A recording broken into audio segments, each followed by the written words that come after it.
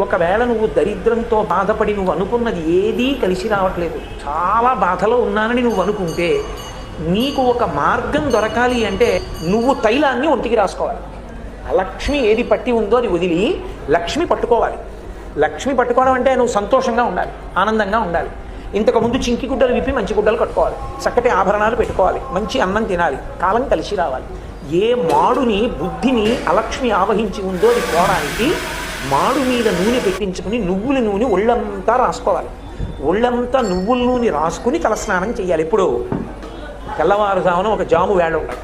అలా దీపావళి పండగ నాడు స్నానం చేసి దీపం ఎవరు పెడతారో అలాంటి వాళ్ళందరికీ కూడా ఒకటి పాప పరిహారము, గంగా స్నానం చేశాడు అని ఫలితం వేసేస్తారు.